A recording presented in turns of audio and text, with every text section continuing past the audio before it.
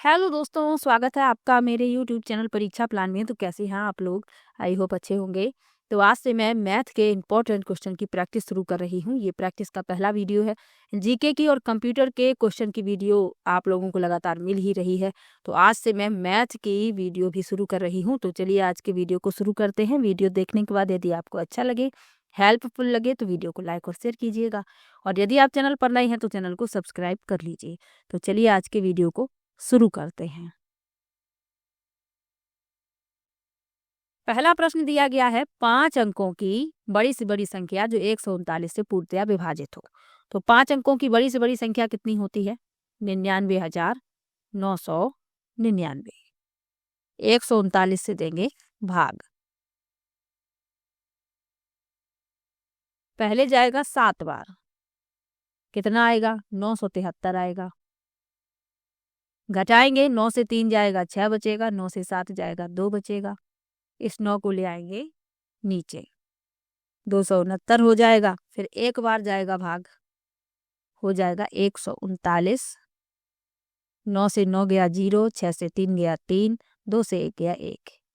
130 139 से छोटा है, इस 9 को भी नीचे ले आएंगे, हो जाएगा 1309 और भाग जाएगा 9 बार और आ जाएगा 1251। 9 से 1 जाएगा 8 बचेगा। यहाँ 10 हो जाएंगे, 10 से 5 जाएगा 5 बचेगा और 2 से 2 गया 0, 1 से 1 गया 0, यानी कि 58 शेष बचते हैं। तो ये 58 यदि 5 अंकों की बड़ी से बड़ी संख्या से घटा दिए जाएं तो जो संख्या मिलेगी वह 139 से पूर्णतया विभाजित होगी, क्योंकि ये 58 ज्यादा है। तो हम क्या करें कि 99,999 में से 58 को घटा दें, क्योंकि यही शेष बच रहे हैं। इनको घटाएंगे तो 9 से 8 जाएगा 1, 9 से 5 जाएगा 4, 9 9 9, यानी 99,941। तीसरा विकल्प इस प्रश्न का हो जाएगा उत्तर। चलिए आगे बढ़ते हैं, अगले प्रश्न पर चलते हैं।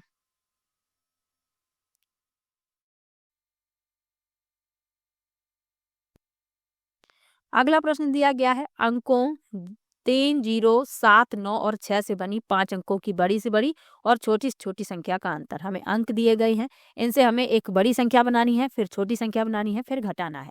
चलिए बनाते हैं।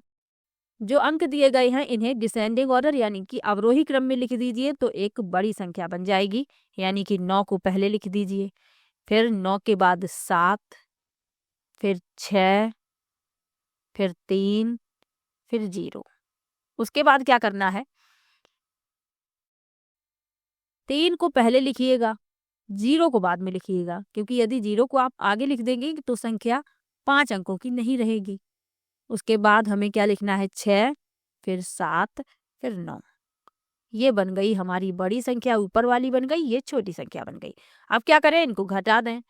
10 से 9 गया 1, 12 से 7 गया 5, 15 से 6 गया 9, यहाँ बचे 6 और 9 से 3 गया 6, यानी 66,951। तीसरा विकल्प इस प्रश्न का उत्तर हो जाएगा। चलिए आगे बढ़ते हैं। इसी तरीके के प्रश्न पूछे गए थे, तो संभावना है इस बार भी इसी तरीके के प्रश्न पूछे जाएंगे। ये श्रृंखला दी गई है, अगले 2 पद हमें बताने हैं। हिंदी में यहाँ पर लिखा हुआ है, पैटर्न दिया गया है, अगले 2 पद बताने हैं। चलिए देख लेते हैं। 6 के बाद हुआ है 12, 12 के बाद हुआ है 20, 20 के बाद हुआ है 30। अब अगले 2 पद हमें बताने हैं। तो 6 से हुआ 12, यानी कि 6 यहाँ पर ऐड हुए, फिर 12 से हुआ 20, यानी कि 8 ऐड हुए हैं, फिर 20 से सीधा 30 हुआ, यानी कि 10 जुड़े हैं, और 10 से 12 ऐड होंगे, 2 2 बढ़ बढ़कर ऐड हो रहे हैं, यानी कि 1/30 आया, तो अगला जो पद होगा वह होगा 1/42। ऊपर तो कोई परिवर्तन हुआ नहीं है।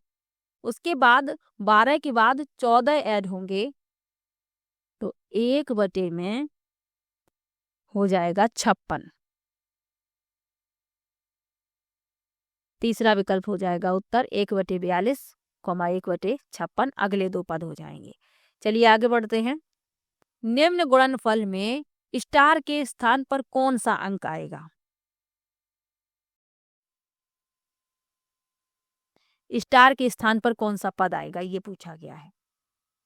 चलिए देखते हैं, इसको सॉल्व करते हैं। 234 गुणा 3, स्टार की जगह हम x बना लेते हैं, 5 बराबर 80,730।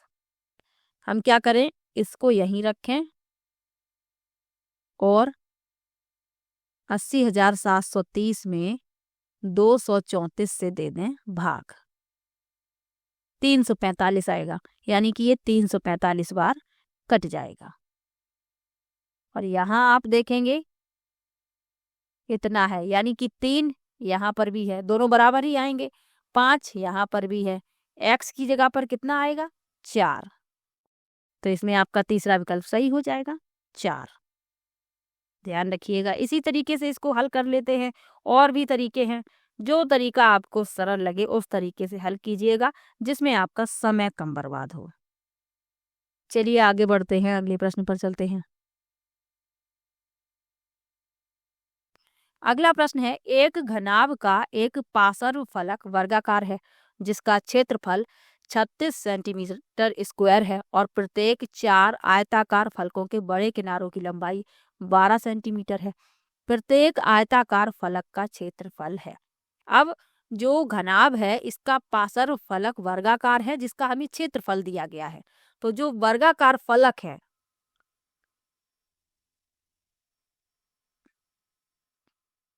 वर्गाकार फलक का हम क्या निकाल लें, भुजा निकाल लें। वर्गाकार फलक की भुजा कैसे निकालेंगे, हमें क्षेत्रफल दिया गया है 36। क्षेत्रफल क्या होता है, भुजा गुणा भुजा, तो भुजा कितनी हुई, 6 हुई वर्गाकार फलक की, 6 सेंटीमीटर। उसके बाद आयताकार फलक के बड़े किनारे की लंबाई हमें दी है, कितनी दी है, 12 सेंटीमीटर। प्रत्येक आयताकार फलक का क्षेत्रफल बताना है, तो आयताकार फलक का क्षेत्रफल क्या हो गया, ये हो गई लंबाई और ये हमने निकाल ली चौड़ाई। जो वर्गाकार फलक की भुजा है वह आयताकार फलक की क्या है, चौड़ाई। तो 12 में 6 का कर दें गुणा, 12 6 72, यानी कि आपका जो तीसरा विकल्प है, सारे तीसरे विकल्प ही सही हो रहे हैं, तीसरा विकल्प इस प्रश्न का उत्तर हो जाएगा। चलिए आगे बढ़ते हैं। इसमें आपको how many line of symmetry does the figure have, यानी कि दी गई आकृति में कितनी सममित रेखाएं हैं।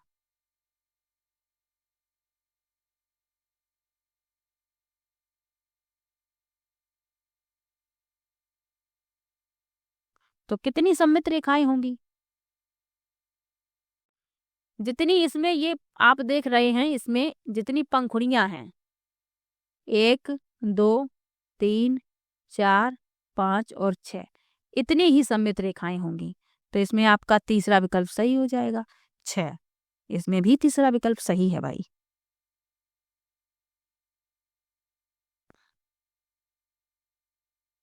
सममित रेखाएं क्या होती हैं, ये भी तो आपको पता होना चाहिए।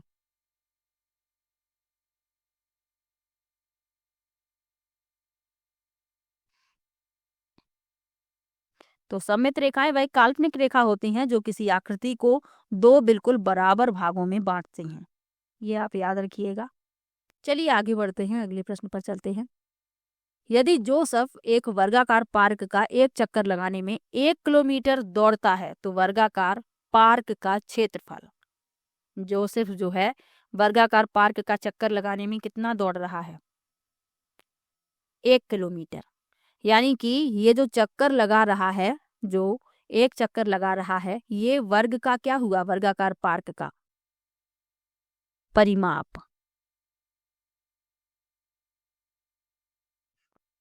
1 किलोमीटर। वर्ग का परिमाप क्या होता है, 4 गुणा भुजा, 1 किलोमीटर हमें दिया है, भुजा क्या हो गई, भुजा हो गई 1/4। अब क्या निकालना है, अब हमें निकालना है क्षेत्रफल। क्षेत्रफल क्या होता है? भुजा की घात 2 या भुजा गुणा भुजा, तो 1/4 गुणा 1/4 यानी 1/16 भाग देंगे 0.0625 किलोमीटर स्क्वायर। चौथा विकल्प उत्तर हो जाएगा। चलिए आगे बढ़ते हैं। इंग्लिश वाले देख लें भाई, इंग्लिश में क्वेश्चन लिखा है यदि एक वर्ग की भुजा दुगनी कर दी जाए तो क्षेत्रफल हो जाएगा।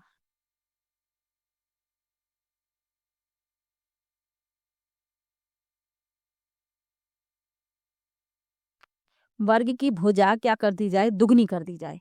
हम मान ले रहे हैं कि भुजा कितनी है? x है, तब क्षेत्रफल कितना हुआ? X square. क्षेत्रफल क्या होता है वर्ग का? भुजा गुणा भुजा, तो क्षेत्रफल हो गया एक्स स्क्वायर। भुजा को कर दिया दुगना, भुजा को क्या करना है? दुगना करना है, तो हमने कर दिया 2x। तब क्षेत्रफल कितना हो गया?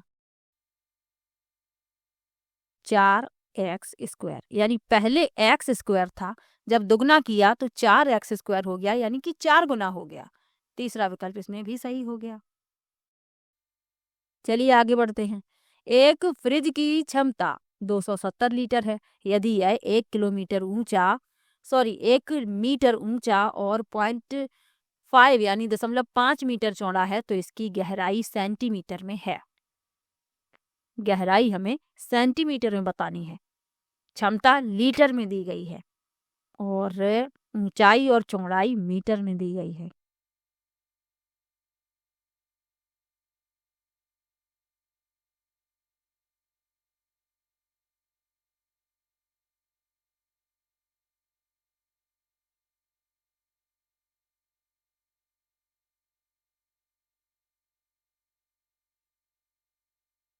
चलिए इसको हल करते हैं।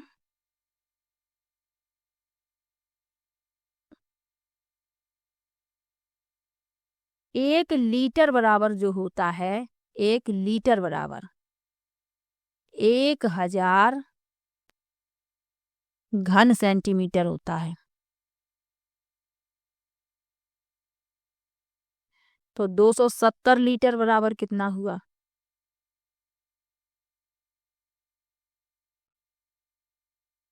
270 में हम 1000 का कर देंगे गुणा, तो 3 जीरो और बढ़ जाएंगे।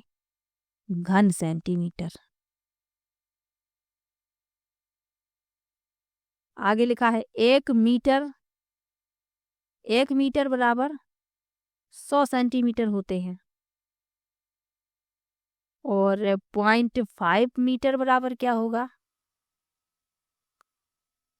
0.5 बराबर मीटर होगा 50 सेंटीमीटर। यानी 100 का गुणा कर देंगे, 1 अंक बाद दशमलव है। छोटी सी कैलकुलेशन है, समझ में आ जाएगी। अब क्या करना है?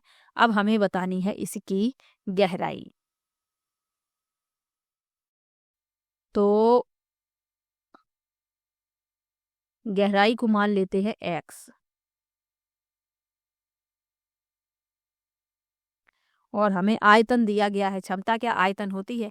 तो लंबाई गुणा चौड़ाई गुणा ऊंचाई, तो x गुणा 100 गुणा 50 बराबर आयतन कितना दिया गया है? इसको हमने सेंटीमीटर घन सेंटीमीटर में बदल लिया है। इतना x का मान निकालना है, तो ये 0 से ये 0 कट जाएगा, ये 2 0 से ये 2 0 खत्म, सिर्फ 5 बचे हैं। तो 5 से 270 में दे देंगे भाग। कितना आएगा? 25 हो गया, 2 बचे 5 चौके 20, 54। जो गहराई है वह हो गई 54। चौथा विकल्प इसमें सही हो गया। चलिए आगे बढ़ते हैं। अगला प्रश्न दिया गया है 9 जनवरी 2023 को सोमवार है, 12 अप्रैल 2023 को कौन सा दिन होगा? चलिए निकाल लेते हैं। सिंपल सा क्वेश्चन है। 9 जनवरी 2023 को सोमवार है, यानी जनवरी में कितने दिन बचे हुए हैं? अभी जनवरी में बचे हुए हैं 23 दिन। 23 दिन लिख लेते हैं। 2023 लीप ईयर नहीं है, तो फरवरी में 28 दिन होंगे। उसके बाद मार्च में 31 दिन और अप्रैल के 12 दिन। इन सबको जोड़ के 7 से भाग दे देना है, क्योंकि एक सप्ताह में 7 दिन होते हैं। अब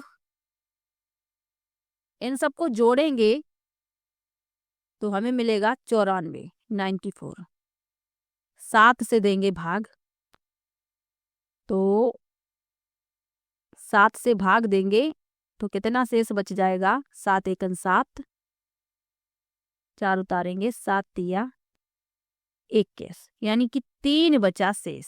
तो सोमवार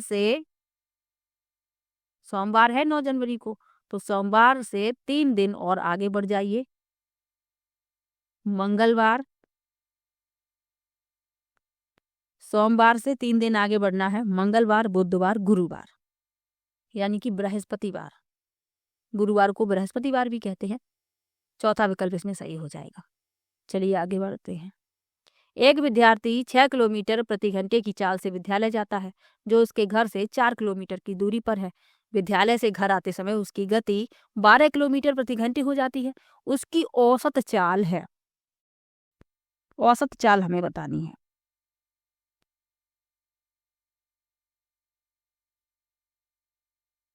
तो 6 किलोमीटर प्रति घंटे की चाल से जाता है। चाल बराबर क्या होती है, दूरी बटे समय। दूरी कितनी है, 4 किलोमीटर, और चाल कितनी है, 6 किलोमीटर प्रति घंटा। तो चाल बराबर दूरी बटे में समय, ये निकाल रहे हैं जब विद्यालय जाता है। समय को लिख लिया टी, समय हमें दिया नहीं गया है। टी बराबर हो गया 4 बटे में 6, 2 से काट दें, 2 दूनी 4, 2 तिया 6। उसके बाद जब विद्यालय आ रहा है तब उसकी चाल कितनी है, 12 किलोमीटर प्रति घंटा। दूरी तो 4 किलोमीटर ही रहेगी, और समय टी, इससे टी निकाल लेते हैं। इसको लिख लेते हैं T1 और इसको लिख लेते हैं T2। तो T2 बराबर कितना हो गया, 4 बटे में 12। 4 से काट देंगे, 4 एकन 4, 4 तिया 12। ये हमने समय निकाल लिया। T1 निकाल लिया 2 बटे 3, T2 निकाल लिया 1 बटे 3। अब हमें औसत चाल निकालनी है, तो कुल दूरी बटे में कुल समय। तो कुल दूरी कितनी है, 4 किलोमीटर विद्यालय गया और 4 किलोमीटर वापस आया, यानी कुल दूरी हो गई 8। समय ये हमने लिखा हुआ है, T1 और T2 दोनों जोड़ के लिखेंगे, 2 बटे 3 प्लस 1 बटे में 3, 8, 3 बटे में 3, ये 3 से 3 कट गया, 1 बचा, यानी कि औसत चाल कितनी हो गई, 8 किलोमीटर प्रति घंटे। दूसरा विकल्प इसमें सही हो गया। चलिए आगे बढ़ते हैं। अगला प्रश्न दिया गया है, 8 केलों का गुच्छा 24 रुपए का तथा 1 केला 4.5 रुपए का आता है। राजू ने 66 केले खरीदे, उसने जो राशि खर्च की वह है। देखिए प्रश्न आपको भले ही छोटा लग रहा हो, लेकिन ये छोटा नहीं है। इंग्लिश वाले इंग्लिश में पढ़ लें अपना प्रश्न, फिर इसको मैं सॉल्व कराती हूँ। 8 केलों का गुच्छा 24 रुपए का है, यानी कि यदि आप देखते हैं कि गुच्छे में केले खरीदते हैं तो आपको सस्ते मिल रहे हैं। 1 केला 3 रुपए का ही मिल रहा है, लेकिन जो फुटकर केले हैं 1-2 करके यदि आप खरीदते हैं तो वो आपको 4.5 रुपए का एक पड़ रहा है। राजू ने खरीदे हैं 66 केले। अब उसे कितनी राशि, उसने कितनी खर्च की है ये बताना है। तो 66 केले में यदि आप देखते हैं तो कितने गुच्छे आएंगे, 8 गुच्छे आएंगे, और 2 केले इसमें शेष रह जाएंगे, 2 केले, और ये क्या है, 8 गुच्छे। तो 8 गुच्छे उसने खरीदे हैं, एक 24 का है, तो 8 कितने के हुए, 24 में हम 8 का कर दें गुणा, 8 चौके 32 की 2 हासिल 3, 8 दूनी 16, 17 18 19, यानी 192 रुपए उसने 8 गुच्छे के रख लिए हैं। अब उसके 2 केले शेष बचे हुए हैं, तो 2 केले में जो उसने केले खरीदे हैं, 1 केला उसको 4.5 रुपए का पड़ेगा, यानी 2 केले उसको 9 रुपए की पड़ेगी। 192 और 9 जोड़ देंगे, 9 2 11 की 1 हासिल लगी 1, और 9 और 1 10 की 0 हासिल लगी 1, और 1 और 1 2, 201 रुपए उसे देने पड़ेंगे। तीसरा विकल्प इसमें सही हो जाएगा। पहले उसने क्या किया, पहले केले गुच्छे में खरीदे क्योंकि गुच्छे में केले सस्ते थे। उसके बाद जो फुटकर 2 केले उसके बच गए क्योंकि गुच्छा पूरा खरीदना पड़ता है। 2 केले उसके बचे तो उस 2 केले के उसने 9 रुपए दिए क्योंकि एक केला 4.5 रुपए का है। 2 केले 9 रुपए के हुए तो 192 गुच्छों के हुए और 9 रुपए अलग से और दिए तो 201 रुपए उसने खर्च किए। चलिए आगे बढ़ते हैं। अगला प्रश्न दिया गया है, एक दवाई जिसका आयतन 8.4 लीटर है को छोटी बोतलों में भरना है। छोटी बोतल का आयतन 75 मिलीलीटर है। भरी जा सकने वाली छोटी बोतलों की संख्या कितनी है? भाई सिंपल सा क्वेश्चन है। 8.4 लीटर दवाई का है आयतन, तो हम इसको क्या करें, पहले हम इसमें 1000 का गुणा करके इसको मिलीलीटर में बना लें और 75 से दे दें भाग। 75 से जब हम भाग देंगे 8.4 में 1000 का गुणा होगा और 75 से भाग देंगे तो 112 आ जाएगा। यानी जो छोटी बोतलें हैं वह 112 हैं। तीसरा विकल्प इसमें सही हो जाएगा। चलिए आगे बढ़ते हैं। इंग्लिश वाले भाई इंग्लिश में पढ़ लें क्वेश्चन फिर आगे बढ़ें।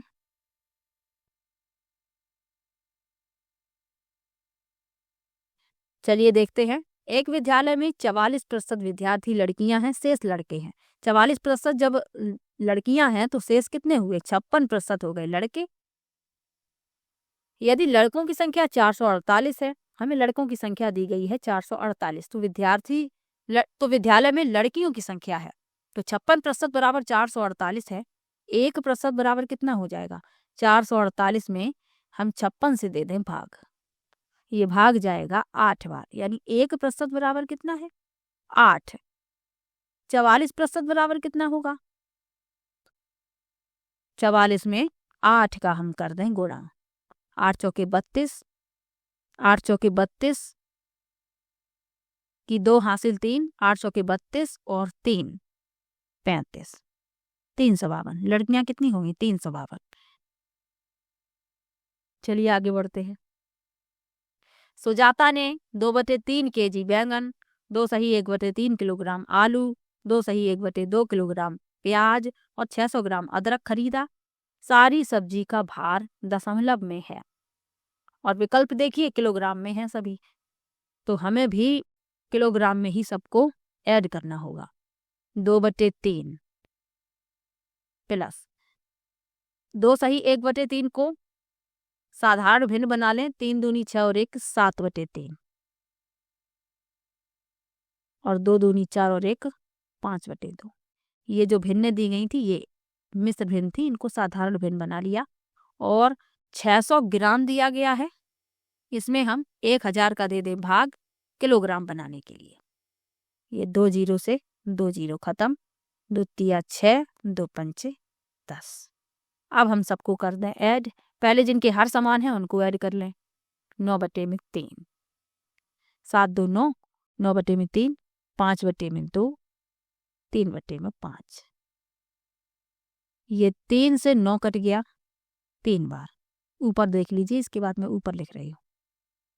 3 प्लस 5/2, 3/5। इसको हल कर लेंगे। यहाँ हो जाएगा, एलसीएम ले लिया 10,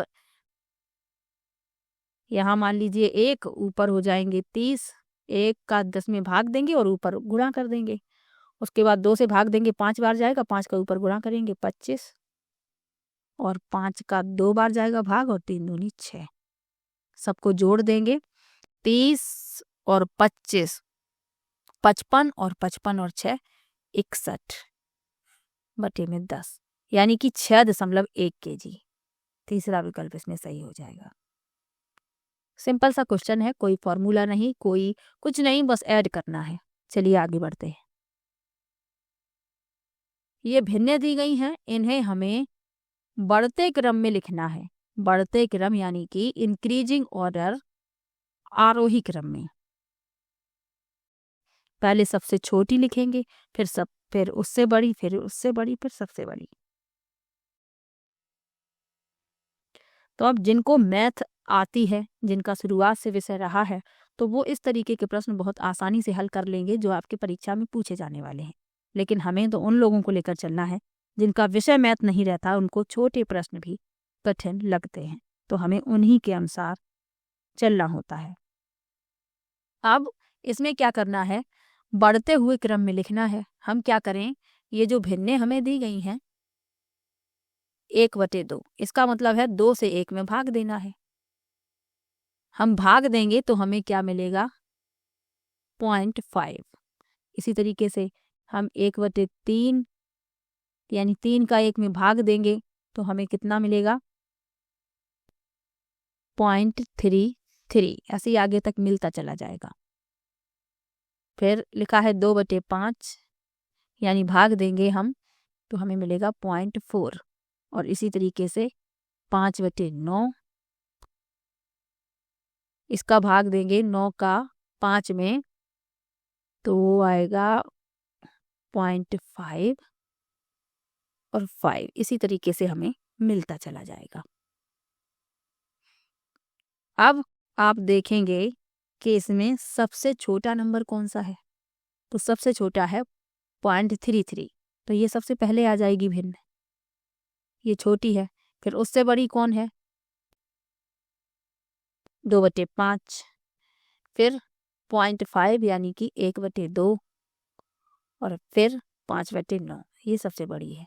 इस क्रम में आप देखते हैं कि चौथा विकल्प आपका उत्तर हो जाएगा। चलिए आगे बढ़ते हैं। दो संख्याओं का गुणनफल 1728 है, HCF 12 है, LCM बताना है। LCM हमें बताना है, जो संख्या हमें दी गई है उसमें 12 से हम भाग दे देंगे, यानी LCM से भाग दे देंगे। भाग देंगे 144 बार जाएगा, यानी LCM कितना हो गया, 144। दूसरा विकल्प इसमें उत्तर हो गया। चलिए आगे बढ़ते हैं। 1, -2 + 3 - 4 + 5 - 6 + 7 - 8 प्लस बीच में रिक्त स्थान है को सरल करने पर प्राप्त होता है। इसको सरल करने पर क्या प्राप्त होगा, ये पूछा गया है।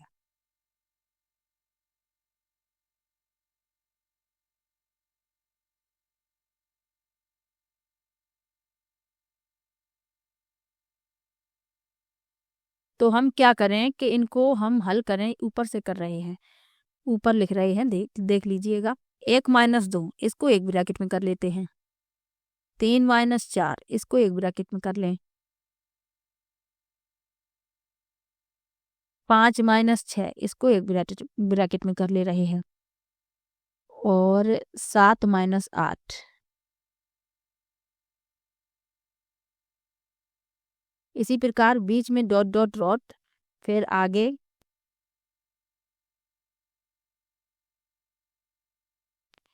147 - 148 इस तरीके से भी आएगा। आगे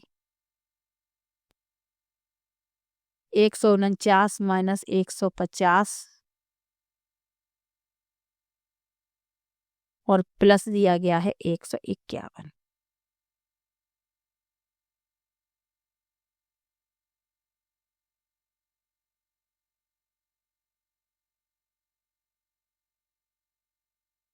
तो इस तरीके से हम जब घटाएंगे तो हमें -1 -1 -1 -1 -1 डॉट डॉट डॉट प्लस 151, ये कहाँ तक हमें मिलेगा, ये 150 तक यही क्रम चलेगा, तो -75 हो जाएंगे जुड़ जुड़ कर, और प्लस 151 पहले से ही लिखे हैं, घट जाएंगे 76 आ जाएगा आंसर।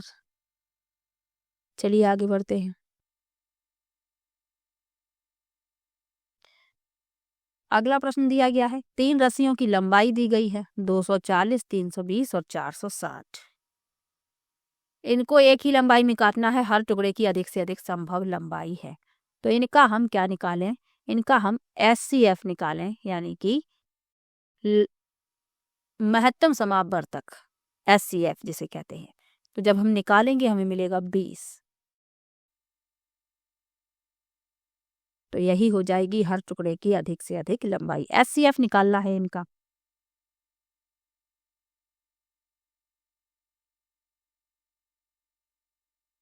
तो आज मैंने 20 प्रश्न लिए हैं। आपको किसी भी प्रश्न में डाउट हो आप कमेंट बॉक्स में ज़रूर लिखिएगा, और वीडियो कैसा लगा ये भी कमेंट में ज़रूर बताइए, और आप लोग स्वयं हल कीजिएगा, और 20 में से आपने कितने प्रश्न सही किए हैं ये कमेंट बॉक्स में ज़रूर बताइएगा। चलिए मिलते हैं नेक्स्ट वीडियो में, तब तक के लिए बाय बाय।